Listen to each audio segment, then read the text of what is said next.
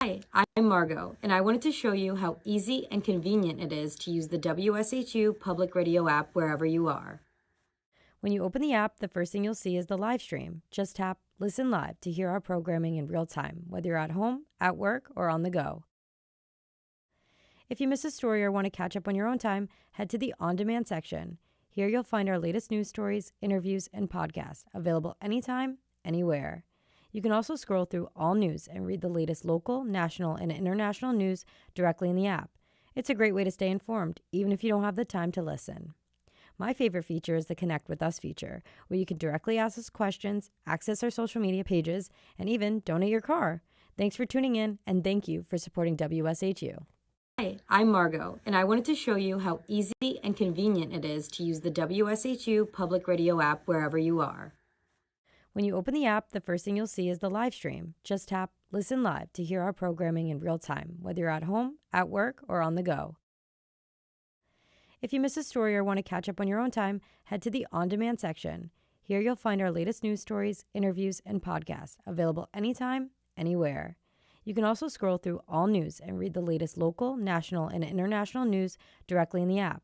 It's a great way to stay informed, even if you don't have the time to listen. My favorite feature is the Connect with Us feature, where you can directly ask us questions, access our social media pages, and even donate your car. Thanks for tuning in, and thank you for supporting WSHU. Hi, I'm Margot, and I wanted to show you how easy and convenient it is to use the WSHU public radio app wherever you are.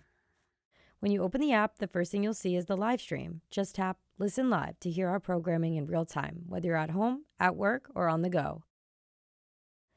If you miss a story or want to catch up on your own time, head to the On Demand section. Here you'll find our latest news stories, interviews, and podcasts, available anytime, anywhere. You can also scroll through all news and read the latest local, national, and international news directly in the app. It's a great way to stay informed, even if you don't have the time to listen. My favorite feature is the Connect with Us feature, where you can directly ask us questions, access our social media pages, and even donate your car. Thanks for tuning in, and thank you for supporting WSHU.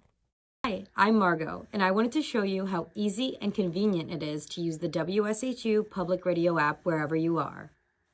When you open the app, the first thing you'll see is the live stream. Just tap Listen Live to hear our programming in real time, whether you're at home, at work, or on the go. If you miss a story or want to catch up on your own time, head to the On Demand section. Here you'll find our latest news stories, interviews, and podcasts, available anytime, anywhere. You can also scroll through all news and read the latest local, national, and international news directly in the app. It's a great way to stay informed, even if you don't have the time to listen. My favorite feature is the Connect with Us feature, where you can directly ask us questions, access our social media pages, and even donate your car. Thanks for tuning in, and thank you for supporting WSHU. Hello. On behalf of everybody here at WSHU, welcome to what I believe is our first ever virtual town hall meeting. My name is Brad Dancer. I'm the general manager here, and I'm approaching my 1-year anniversary in just a couple of weeks. Being a part of the WSHU family, meeting many of you at events or here at the Broadcast Center has been one of the most impactful moments of my career. I'm entering into public radio with so many industry changes, a lot of attention and, well, attacks on us, which makes me only more motivated to ensure that this institution will be around for many years to come. I'm excited to have this opportunity to speak with all of you and to have you hear from some of the best in the business. WSHU has a well-earned reputation for excellence within the public radio industry, recognized across the country. My goal is to ensure that this recognition continues for many years to come across the incredible communities of Connecticut and Long Island. We've received a number of communications ahead of time, questions about this when you signed up for the virtual town hall, some of which will be answered as all of our speakers come up today. Some of them we'll tackle afterwards. But if you do have questions during this presentation or things come up, please put them into the comments in the video. We will do our best to answer as many of those questions we can afterwards or following up post this virtual town hall. Now, a little bit about me. I believe in transparency, accountability, and trust. As a community station, it's vital that we share what's happening here, listen to your feedback, and do our best to represent all of our donors and listeners. This is especially important with what's happening now across federal funding and how that impacts us, NPR, WSHU, and all the public radio industry. We've been actively navigating the financial situation of our industry, and today I want to share what WSHU is headed. our mission, our focus, our evolving programming, and how we're engaging with the community through local and regional news coverage. You'll also hear from some of the incredible team members that make this all happen. Now, change and innovation are constant, often involving experimentation, which I am a big fan of. With that in mind, I do want to address one question that has come up quite frequently: the hourly news updates during our classical music on 91.1. While we do offer a 24-hour news stream and a news talk station on 89.9, we also understand that not everybody can or wants to access those services. A while back, a listener reached out to us, expressed the appreciation that the classical music offered and a calming oasis and a bunch of news that they were very anxious about. To explore this further, we launched an experiment during the month of April that we announced via email and on air that we would pause the news updates on the hour for a month to see how listeners responded. And many of you shared your feedback quite quickly and clearly, and I'd very much appreciate that. And we are committed to serving a diverse audience with different needs across many geographies. So as a result, we've brought news updates at the top of the hour at 9 a.m. and 1 p.m., and we'll consider whether we're going to expand those updates as we go into the future. This result feels like it's still not enough for some. It feels like it's too much for others, and it feels like a compromise to others. No radio station improves, nothing improves without trial and error. So bear with us as we find the right path and continue to voice your opinion to us because we need to hear it. One other question, actually a comment that came up from a few folks ahead of the virtual town hall, was about NPR's perceived bias and the comments President Trump and his administration have made about NPR's reporting. While we are an NPR member station and we proudly air Morning Edition, All Things Considered, and more from NPR, we do not work for and cannot speak for NPR. We do not represent their editorial team, so we won't be expressing our opinions on NPR's bias or coverage. But if you do have concerns or complaints about NPR, I encourage you to reach out to them, or you can reach out to us, and we will certainly share those concerns with the NPR directly. But if you do, what I would like is your thoughts on WSHU and our reporting and our hosts, where our focus is, and if there's any perceived bias. That is the information that we want to focus on, and we'd love to hear more about that if you have opinions on that. Now, with that, I'd like to show a brief video of Jenny Carrillo, a dear friend and supporter of WSHU who recently sat down with our reporter, Ada Uzenlar. There really are other news sources that you can go to. At WSHU, we think that we fill a special niche, and I would like to ask you why you think WSHU is special in your news gathering. What is different? What makes it different than other news sources in Connecticut and on Long Island? Sure. Well, so for me, it's a number of things. One, I would say I really appreciate the localized reporting. To be able to stay connected to my community is so important and valuable. The other thing is I really am looking for unbiased reporting. And I know that the questions and the things that we are considering and the concerns of both our local community and our national and our international community, they're going to be interrogated with this critical thinking and questions irrespective of what position someone holds, that the reporters are really going to dig in and give us information that is both thoughtful, insightful, and offers different perspectives. So we really have a diversity of views. Okay, thank you. I'm going to hit some pretty important and some fairly complicated issues now, but they're extraordinarily important to not only WSHU, but to the future of public radio. As you know, public radio stations like WSHU rely on a mix of funding. That's member and foundation support, grants, local underwriting, university support, and federal funding. About 62% of our funding comes from individual donors such as yourself and private foundations. But unfortunately, WSHU has been running at a deficit for many years, which Sacred Heart University has been graciously covering for us. But like public media, academia, and higher education are also under their own pressures these days. So that leaves WSHU with two significant headwinds, ensuring first that we are not overspending based on our current listener support today, and that we are preparing for a future that may not include federal funding. So federal funding from public broadcasting flows primarily through the Corporation for Public Broadcasting, or CPB for short, which then allocates money through grants like the Community Service Grant to local stations such as WSHU. CPB is a private organization that was controlled and set up by Congress, but it runs separately outside of the government. So what is the focus right now? We don't actually have time to go into all of the issues that are facing, but there are two very urgent issues. In fact, one urgent issue that is voted on literally as we're speaking at this meeting is rescission. So the first issue is rescission, which is a clawback of previously approved funds. So a couple weeks ago, the White House sent a memo asking to Congress to claw back the funds that were already allocated to the Corporation for Public Broadcasting for 2026 and 2027. These funds were approved in the appropriation process last year, and it's done in a 2-year cycle. So this memo that is now asking to rescind those funds and call them back to the federal government, it requires a majority of vote in both the House and the Senate by July 18th, which is 45 days from the time that the memo was sent. The vote is scheduled to happen as soon as tomorrow in the House. So if you haven't already, what you can do, what we encourage you to do, is go to protectmypublicmedia.org. It will help you put the information in and find your legislators, and you can either call or email them directly from the site to tell them that you oppose rescission. This is an extraordinarily urgent and timely concept. We are looking to make sure that we can push that vote so we oppose rescission. It does not go forward. If it does not pass in the House, it will not go forward any further. So we have a very timely issue. If it goes through the House tomorrow, it will then move on to the Senate, and we will continue to push for that proposal to end. There have been over 1 million phone calls and emails over the past 2 weeks across the country because this issue is urgent for all of public radio. The second piece that we're also focused on is appropriation.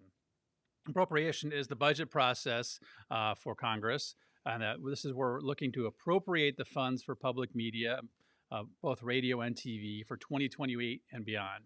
President Trump has already sent his requested budget a few months ago, which did not include funding for public media. That is no different than his first term when he also didn't include funding for public media. NPR, which has a stellar government relations group, and all of us public radio stations across the country work very hard to lobby to ensure that those funds are worked back in. So that is also a part of Protect My Public Media. We urge you that if you want to do something about this, is to go to Protect My Public Media, oppose rescission, and support appropriation of funds for public media, radio, and television. And just a couple of facts on that. Overall, public media is 0.01% of the federal budget. It costs public radio, costs taxpayers approximately 40 cents a year in taxes. These are important numbers to know. That is a very minimal part of the budget, but it reaches millions and millions of people across this country. So most of our focus today is ensuring that we maintain our federal funding. But what if it doesn't stay? What does that mean for WSHU? Well, about 7% of WSHU's budget comes from our federal grants. It's about $400,000. But it's not just that money that we're focused on. These grants and NPR also support our satellite links, websites, other infrastructure, and even most importantly for us, our music rights. If we don't have federal funding, it'd be very difficult for us to air many of the music that we offer today. A lot of the behind the scenes work that keeps us operating is what these federal funds and work is supporting.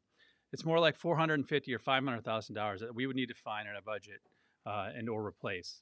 But we're not waiting around and hoping that this stays. We've taken a hard look at our expenses. We've made changes internally in operations and programming and more, which you'll hear about. We've actively growing or looking at growing other revenue sources such as underwriting and digital vehicle donations and more. And of course, I must say the support that our donors have had over the last few months, I cannot thank you enough for the support you've shown. Our pledge drives, I know they can be annoying, but they have been super successful for us. And it's a testament to the belief that you all have in the work that we're doing here. And I thank you for that. So the major question that I heard a lot is, will WSHU survive without government funding? Yes, we will survive without government support, but we will look very different in ways that none of us can accurately predict right now. But that's why we're being proactive. I cannot say the same for radio stations in smaller markets. They will not survive without government funding, but mid-sized and larger stations such as ourselves will be here, but that's why we're talking to you today. And that's why I believe, and perhaps it's because I'm an eternal optimist, that we'll not only survive through this moment, with or without federal funding, but we'll remain stronger, we'll be more connected, and more relevant than ever. Public radio as a whole, and WSHU specifically, has most amazing and gracious listeners anywhere. So the last thing I want to talk about here leads us to our mission. You can see the mission on the screen, but I want to say a few things. We believe very much in the power of free press and its role in democracy. We cannot have a strong United States without a strong journalistic and independent free press. We believe in the power of music to unite audiences, and we believe we are a community station and need to be in the community, presenting and hosting events throughout Connecticut and Long Island. We are here for you, and we're always hoping to hear new ideas from you. Now, we have 4 pillars that make up the core of WSHU. That's civics, environment, arts and culture, and classical music. These pillars guide our decision making across programming, news, content, podcasts, social media, community events, all of it. Because we believe an informed society is a better society, and we work towards making our community the best it can be. But rather than me continue to speak, I'd like to hear from some other leaders in these pillars. So first, I'd like to hand it over to Terry Sheridan, our Senior News Director, and reporter Ebon Gudama, who everybody should know, to talk a little bit more about civics. All right, well, thank you, Brad. At this point in our nation's history, an understanding of government, an understanding of civics, an understanding of our rights and responsibilities is key. At WSHU, we view our role to give you actionable information. Information, to be cute, is that you can use because you want to be an active participant in our civic life and can make decisions that will have that you can take action on important issues, whether at the local, county, or state level. We strive for fairness. It's not necessarily balanced, but we try to be fair to the facts. And we don't play the game of horse racing elections or who wins or who loses in politics. We want to give you, as I said, actionable information. We cover the State House in both Connecticut and in New York, as well as the town and city governments, local governments in both states. Now, WSHU is very lucky to have one of the most respected political reporters in the state, and that's Ebon Gudama. Ebon, how do you approach covering the State House that makes it what we do different than other outlets? Well, thank you so much, Terry. You know, I started covering the state capitol in 2001. At that time, the newsroom at the Capitol was pretty much made up of all the local newspapers. They're all gone now. So what we do is so much more important now than then because people depend on the few outlets that are there, and we're still there because of our listeners who have helped us keep doing this over all these years. And what I try to do is take complex political stories and try and condense them to something that people can use and can actually take some action on. People will be better able to understand these complex issues, and having civic engagement is very important. Now, on Long Island, Desiree Diorio covers both the county and town governments, and WSHU is a founding member of the New York Public News Network, and that's how we can cover Albany and bring you issues of statewide importance to Long Island. Now, we're working on several projects related to civics. Coming up in the fall, WSHU reporter Molly Ingram is putting together a digital product on citizenship and the Constitution as we lead up to America 250. And WSHU reporter Janice Roman is putting together something on civic citizenship. Now that we live most of our lives, or a good portion of our lives, in cyberspace, do we know our rights? Do we know our responsibility? And of course, we have 2 major podcasts, 2 franchise podcasts. One is Long Story Short. Ebong hosts it. It's produced by Molly Ingram. It is a collaboration with the Connecticut Mirror. And then we have our daily podcast, After All Things, which is hosted by Sabrina Garone. WSHU's second pillar is our environmental and climate coverage. And now here's Sabrina to tell you about how we approach that.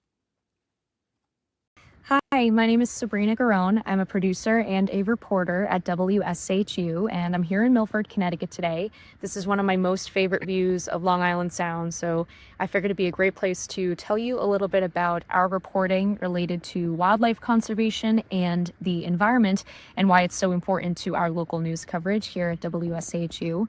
I think in the mainstream media, we hear a lot about climate change as this big, scary global crisis. And I think in trying to tackle something so vast, we can easily miss what's going on right in front of us. Our local water quality, our air quality is going to impact us much more than what's going on a global scale. And that's why reporting on local environmental issues is so important. Not just the issues, the success stories. It's not all doom and gloom. There's a ton of great stuff going on right here in our region, and I've tried to highlight that with some of my reporting over the years. Some of my favorites include symbolic fencing for nesting shorebirds and raising awareness to the public to share the shore during the summer months. Osprey, always a fan favorite. I've spoken to a few volunteers with the Osprey Nation program who are tracking their numbers, counting the eggs that hatch every summer, and protecting their nesting platforms in the region. A little bit more recently, the Long Island Mammal Study, it's in its second year now, and they are celebrating the return of a few different species, increasing the biodiversity on Long Island, especially out on the East End where they're lacking apex predators to control some of those smaller mammal populations. And just a couple weeks ago, I spoke to some researchers, including students at St. Joe's University. They're looking at microplastics in shellfish and other bivalves as an indicator for water quality. So always a lot of cool, interesting stuff going on here in our region. I'll say this as well. I think another reason this kind of reporting is so important to us specifically at WSHU is it's no secret we have a very unique listening area here across 2 different states and this body of water in between us. Why should Connecticut care about Long Island and Long Island care about Connecticut? Well, the one thing that we do share is the Long Island Sound, these beautiful coastal habitats and quaint shoreline communities. For a lot of us, that's the reason we live here, is access to these beautiful beaches and different environments. So local reporting brings awareness to that, so these places are protected, remain accessible, and responsibly managed so we can enjoy them for years to come. So looking forward to doing more this summer. Stay tuned to WSHU. All right, so that was Sabrina Garone, and as a side note, I got to say, I'm Davis Donovan, by the way. Hi, everybody. I got to say, I'm just so grateful that we have reporters like Sabrina and the other people we have in our newsroom bringing these environmental stories to life. One of our pillars, as Terry said, is environmental. Another one is arts and culture, and I wanted to talk a little bit about that. I've been here for about 10 years, and I don't think in the time I've been here, I've ever seen a more robust and a more wonderful arts and culture coverage and just an arts and culture presence at WSHU. And I think a large part of that is because we did make that one of our pillars. If you just look at the past couple of weeks, for example, you will have heard an interview with Yo-Yo Ma. I mean, that's incredible. Yo-Yo Ma, WSHU reporter speaking to Yo-Yo Ma. I spoke last week to Sophie B. Hawkins about a new musical she is debuting in Westport. And you will also hear very soon stories about what it's like being a woman in classical music. And we really pride ourselves on doing a lot of different kinds of coverage. You love classical music, but we realize the vast diversity and the vast spectrum of arts and culture in our area. I mean, alone, we partner with something like 250 different arts and culture organizations. And we're really grateful to have those connections. And we're out in the community, too. I just got back this weekend from the wonderful Connecticut Sea Music Festival in Essex, Connecticut. We're going to events. We had a presence at the Yale Arts and Ideas Festival. So these are things that we care about very deeply. And I think what I can say from personal experience is that when we go there, people know and recognize the work that we're doing. There's a kinship there. WSHU has a real connection to arts and culture, and I'm really, really grateful for that. So this season, this summer, I've started I can't even keep track of the number of seasons of my show Off the Path, and I wanted to just mention that briefly because it's if you're listening this summer, if you're checking it out on the podcasts, you'll definitely want to subscribe to that, download that, and give it a listen. Off the Path has been my show for, oh my goodness, something like 6 or 7, 8 years now at this point.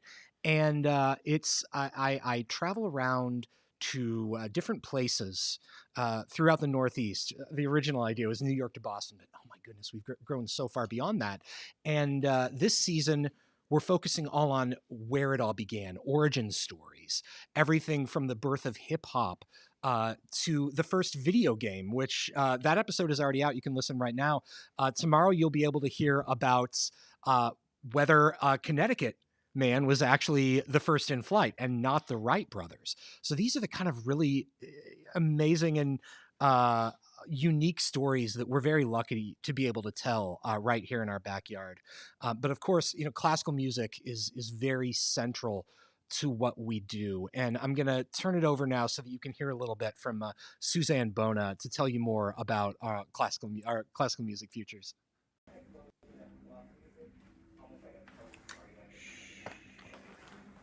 Come with me. I'm Suzanne Bona, and I want to introduce you to the rest of our music department here, Emily Boyer and Lauren Rico. Hey, welcome to our home. This is Master Control for WSHU's Classical Music Service. And what's going on, ladies? We're just talking about the music that's coming up this afternoon. Yeah. We got some good stuff. Yeah, like what? Yes, we've got Sibelius on the way. Madalena Searman, she's kind of new to our playlist. Very exciting, always evolving. We're excited. Yeah, Good stuff. great. Thanks for stopping by. It's always good to have you.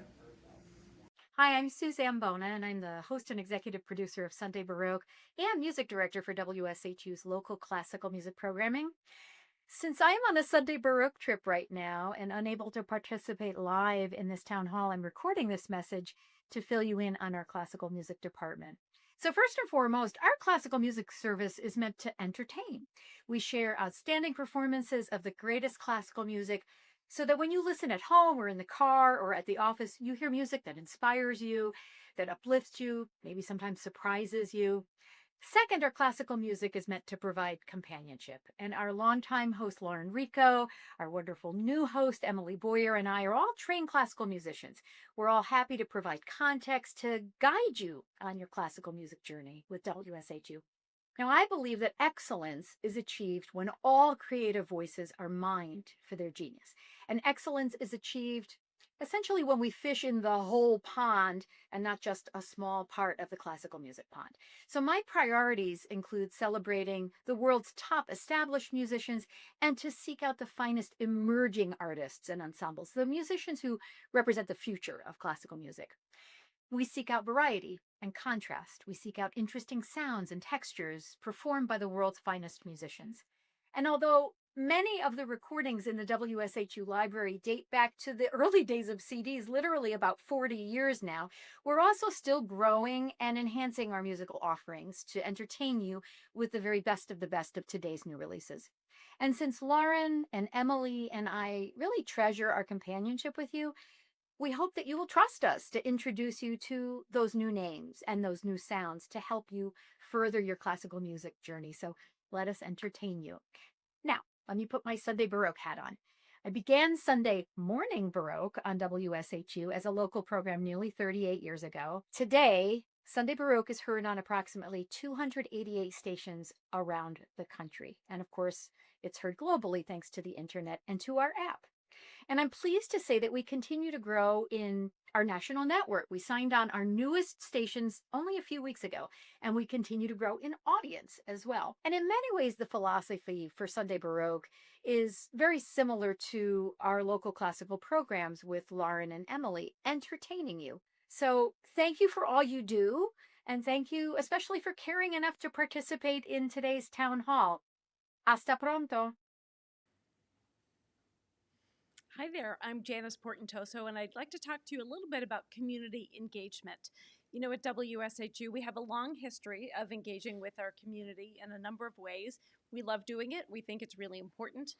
COVID, as you can imagine, changed our ability to do that, but we're back, and we're really engaging with all of our listeners throughout our geography through the pillars that Brad and the others have mentioned tonight. So in terms of environment, we recently participated in the Earth Day Expo in Groton. We had the opportunity to speak to hundreds of attendees. All things considered, host Randy Kay was in attendance.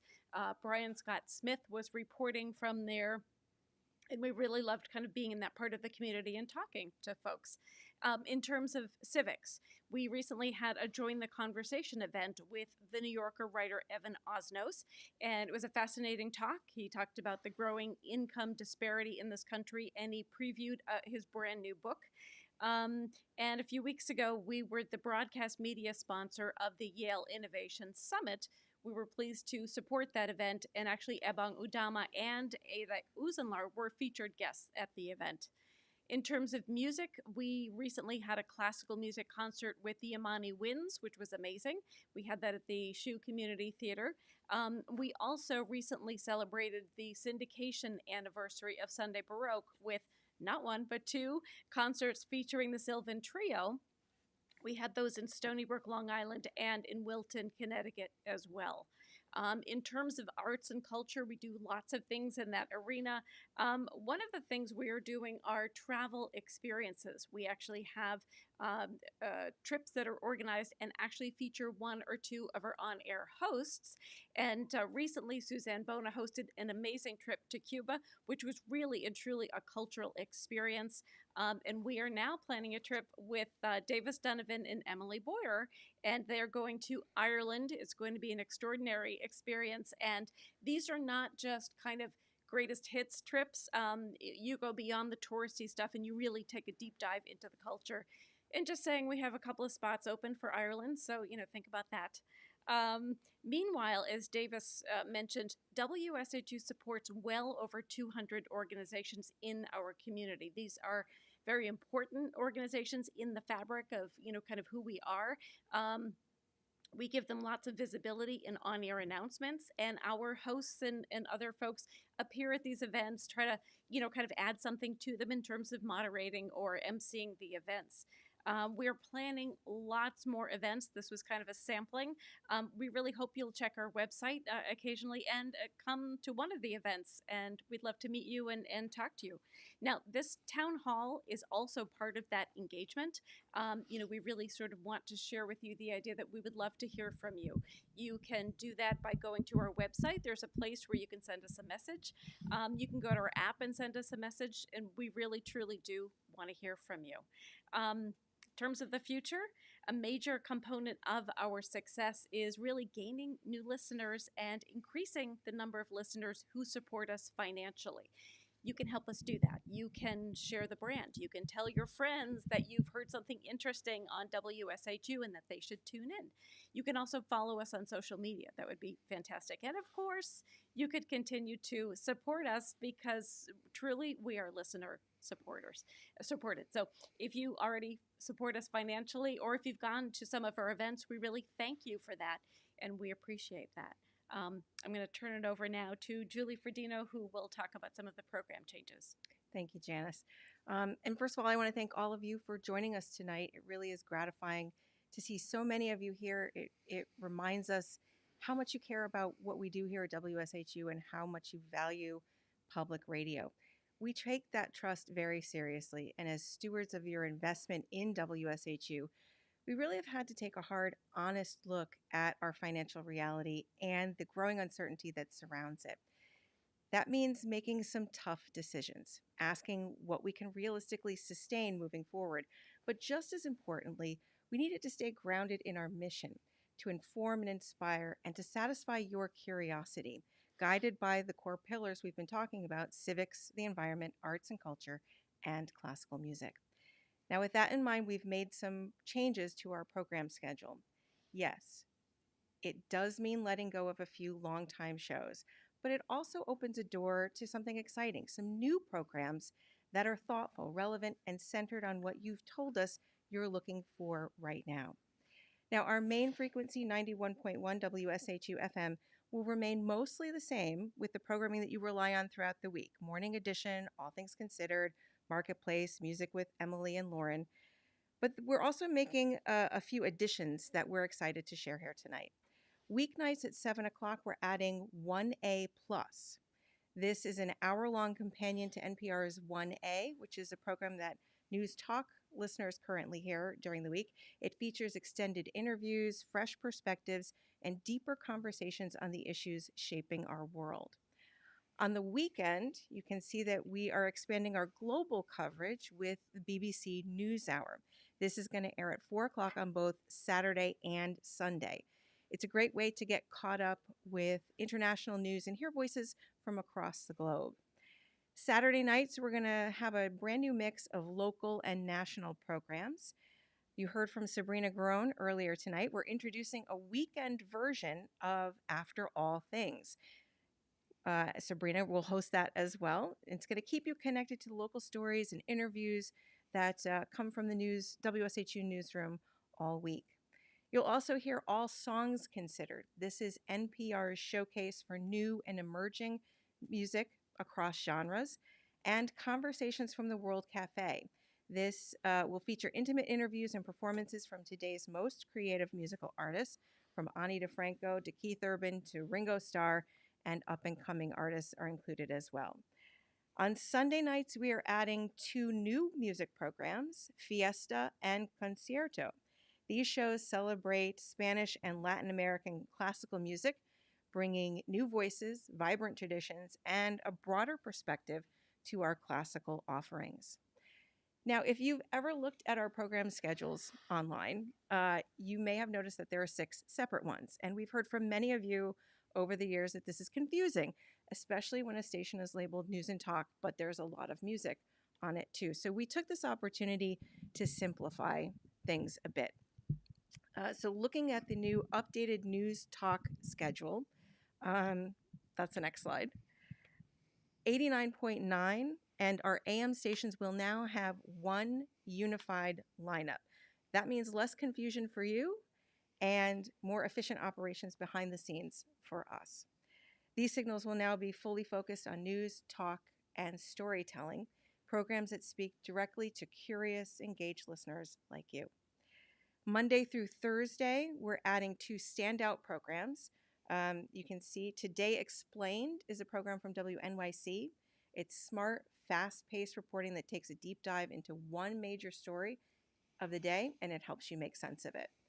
And we're also adding the BBC NewsHour in the afternoon, bringing you international news, voices, and insights. In fact, we've heard from a lot of you who were asking for more BBC news during daylight hours, not just overnight. So we're really glad to be able to deliver that for you at this point.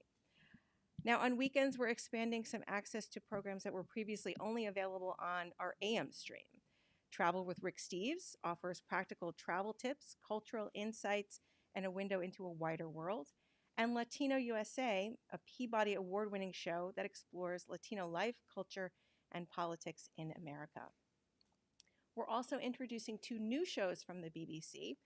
One is the Arts Hour, global look at music, film, literature, and cultural stories, and Unexpected Elements, a science program that blends curiosity and pop culture. And finally, I'm especially excited about these 3 new listener-centered programs. One from WHYY, it's called The Pulse, Stories at the Intersection of Health, Science, and Human Connection. Embodied from WUNC, this is a program that's fearless, thoughtful conversations about identity, relationships, and what it means to be human. And finally, No Small Endeavor. This is a deeply thoughtful show about faith, ethics, and what it means to live a good life and to put good into the world. These programs are smart, reflective, and engaging, and I hope that they're really going to resonate with you. Together, these changes reflect the very heart of WSHU's mission to be a trusted source of journalism, great music, and inspired storytelling, rooted in civics, the environment, arts and culture, and classical music. They also streamline our operations and they help us manage our costs more effectively so we can focus our resources on what truly matters the most. These new schedules go into effect July 7th, and you can see the full lineup anytime you want on our website, wshu.org.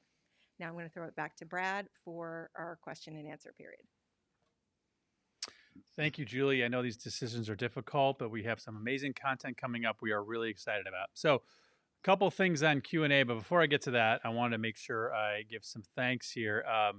I want to thank everybody here from WSHU who spoke and who are here in the audience that you cannot see right now. But a special thank you to and a shout out to Laura and Margot who helped put this all thing together, and Unal, who is behind the scenes on the video and making sure that we all look pretty good on camera. And if those of you who have not met Laura Ballou, I suggest that you do. From the day I've started, she's our head of development, and the day I think she started, she's been a huge champion for listener and donor feedback. And this is, she championed this virtual town hall, and I want to thank her especially for putting this all together. Now, on to a couple of things. I think there were technical difficulties, as is classic public radio, with YouTube comments. So we don't have all of the questions that we'd like to have, but we do have some that were asked in advance. But I also have some breaking news that's relevant. During this presentation, I got an email from the NPR Public Relations Group. So the House did held their vote today at 4:15 to whether or not they were. The House is voting on whether or not they're going to vote on the Rescissions Act. So the first vote today was at 4:15, which did pass. So they are now debating the Rescission Act of 2025. That Rescission Act includes about I think it's a little bit over $8 billion of federal funding that's going to get pulled back. Most of that is for USAID. $1 billion of that is for public media over 26 and 27. That includes television and radio support. So the result of that is they will be probably voting at the House on this tomorrow. They need a majority of the House in order to pass this to the Senate. So if you weren't able to hear the website, it's protectmypublicmedia.org. And you can go directly to that. And I think you can also link to it from our website, WSHU.org as well. But I highly encourage you all in Connecticut and Long Island to reach out directly, email, call your legislators, and tell them to vote against this rescission package, particularly as it relates to public media. Okay, a few questions that were received ahead of time that I'll either answer up here or send to some folks here on the panel. One question that came up, is it true that you have ended your DEI policy? So there's probably a couple of things on that. I can say that PBS has ended their DEI policy. That was well reported a few weeks ago. The head of DEI at NPR retired, but they have not eliminated their DEI department. That still remains at NPR. But as it relates to WSHU, we don't directly have a DEI department. Our back-end operations, HR, finance, legal are managed by Sacred Heart University, and they have not changed to date their DEI policy. So there is no change as far as we operate on any of those matters.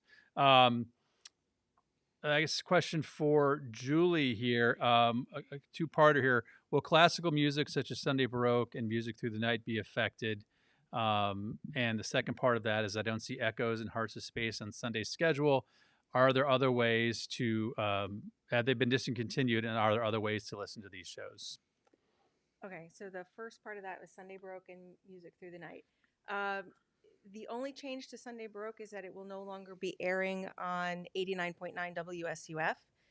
Otherwise, it will remain unchanged on 91.1 on our stream at WSHU.org or on our All Classical stream at 107.5. You can hear it Sunday morning, and then on that All Classical stream, you can hear it again Monday morning from 5 to 9 a.m. Music overnight will not change. We're keeping Classical 24 as it is.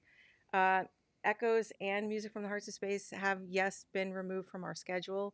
It was a cost-cutting measure, and you can listen to both programs online. They both have online streams, echoes.org and heartsofspace.com. I think heartsofspace is .com, echoes is .org. You can hear those programs streaming on their websites. Thank you. And a question for Janice. Will you have more concerts in the delightful performance space at your Fairfield studio? Or Emily, I think I should ask. Well, I'm glad you think it's delightful. It is delightful. Yes, our plan, absolutely. And we are right now working on lots of events. Concerts will be one kind of event here in our space, and also some discussion events like the Join the Conversation events that we have. We're actually So sneak preview, we're working on the WSHU book club. This has not been really launched yet, so here's a little behind the scenes bit of information. We hope to launch this book club, which will have an event component. So that's an example of some of the speaking events that we would like to have to bring the community into this space. So yes, and thank you for that question. Another somewhat of a comment. I suppose I can stream WNYC in order to hear Fresh Air, This American Life, The Moth, and some of the other shows that we are missing. That is correct, and unfortunately, we would love to air some of these shows again, and maybe we will someday. But WNYC is a great partner of ours. We have deep respect for WNYC, and we work with them on numerous news and music outlets. And yes, so you can, and I encourage that if those are shows you are a fan of, and as long as you're listening to public radio, supporting public radio, we will always encourage that. We had a question: are the changes programming due to less funding? So the changes that are happening now are due to funding, the deficit shortfall WSHU currently faces. As we move forward with federal funding, we'll have to see what the impact is. But this is sort of step one of how we're operating WSHU and ensuring we're matching what the listener donations are. And then step two will be whether or not federal funding remains in place or not. Lost my questions here. Oh, yes, there we go. So we had a question about the size of our current audiences and how is new programming increasing listenership, and what are the plans to expand demographics of the audiences. Those are great. So currently across terrestrial radio and digital and streaming and download podcast platforms, we reach approximately a little over 200 to 250,000 listeners in the Connecticut and Long Island area every week on those various platforms. The vast majority of them still on terrestrial radio and 91.1 and 89.9. And we're holding our own and doing well on most of those platforms, increasing some of our digital platforms as well.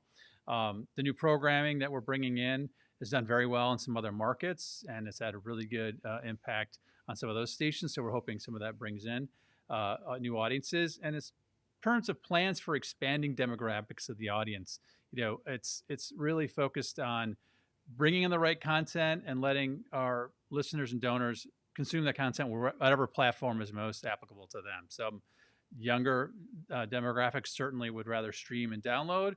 So we want to make sure that's available. We also want to make sure we have a schedule on our terrestrial radio that is consistent and strong, because that is still the mainstay of what we do. So it's about making sure we serve the entire community out there across Connecticut and Long Island, and letting people of all ages find how to work with us in whatever way they choose. That's sort of my basic philosophy on that.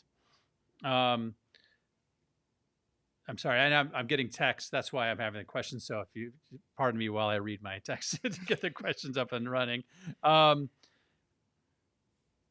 Yeah, so I'm gonna defer this to either probably Julia again. Are you amenable to including news briefs once an hour on your music frequencies again? Yeah, as Brad mentioned in the beginning, we're constantly listening to feedback. It may change again based on your input. We're trying to find the right balance for people who want that classical music experience, and also keep informed about what's going on. So never say never. It's something we're constantly evaluating and talking about. A two-parter here for Terry. I have a question. If I have a question about a news story I hear on air, where can I ask about it? Or if I have a story that I think needs coverage, how can I contact the newsroom? Well, the best way to contact the newsroom is by email, and that's at news@wshu.org. If you have a question about a story or any concern about it, you can reach me directly, and my email is tsheridan@wshu.org, and I do respond, and we'll pick up the phone too and have a conversation with you. Terry, for the record, responds to listener emails quicker than mine. So besides donating, how can we pressure Washington to reverse the clawback of funding? So really the main thing we can do is continue to contact them. And I would encourage all of those who have family or friends outside. So we have the great luxury of living in a marketplace that has full support of, at least on the Connecticut side for sure, of public media funding. But not every market has that. So if you know people in other areas of the country, encourage them to reach out to their legislatures, because that is what's going to impact this. There's a lot of understanding on both sides of Democrat and Republicans on the impact that public media and public radio specifically has. There are a lot of news deserts out there where public radio are the only news outlet in that area, and those are the ones that are most at risk of losing out and closing down without federal funding. So if you know people in those areas, encourage them to reach out and contact their congressman. But it's imperative that they do that as quickly as possible. As I mentioned, there is a House vote tomorrow. If it passes the House, it'll go to the Senate probably within the next week. Everything has to be done by July 18th. If it's not done by July 18th, it doesn't pass, but it's happening at a pretty fast pace right now. So just keep up the pressure on Washington is the best thing that we can do. All right, Tara, we got a good one here for you. How do you balance partisan politics and the truth? Why can I trust WSHU to dig through it? What we do, and this is something that I feel strongly about, and it's something throughout my career that I have worked on all the time, and it's if we are fair to the facts, if we report on the facts and keep personal opinion and personal bias out of it, we don't need to be quote unquote balanced, because sometimes balance is not fair. But if we report strictly on the facts and give it to you straight and are transparent in how we present the news, how did we know that? How did we learn that? Who told you that? And if we relate that to you, we hope that you will see that, we're being straightforward, that we're being diligent in what we look to in our fact finding and in our fact checking too.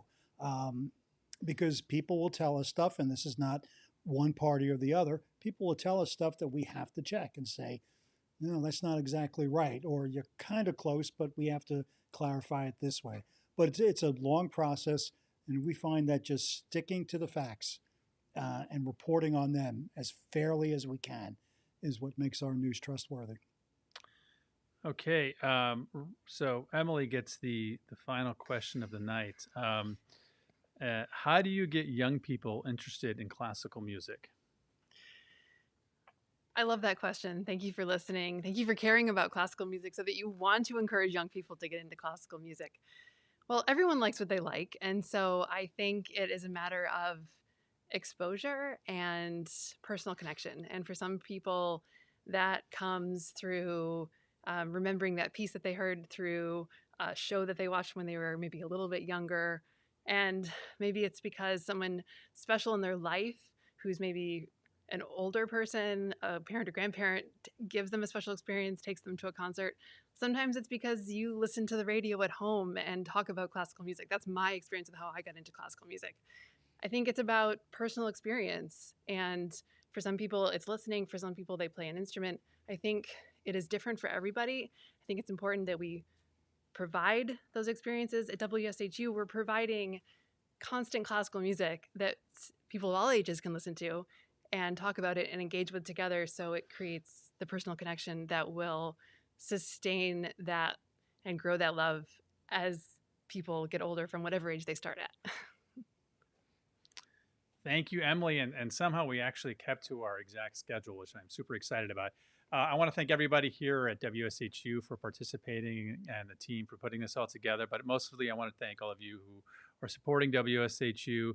Continue to fight with and for us out and with your legislation. I would very much appreciate that. Thank you for your continued financial support. We can't do this without you. And please keep all of your comments coming. I know some of the changes we're making are difficult, and change can be hard, and it's hard on us as well. We take these issues very seriously. We continue to experiment with you. We won't do anything without discussing. We hope to do these again. We're all big fans of ensuring that what we're doing is transparent and honest with you, and then we'll do the best we can in the responses that we get. I wish you all well. Thank you very much.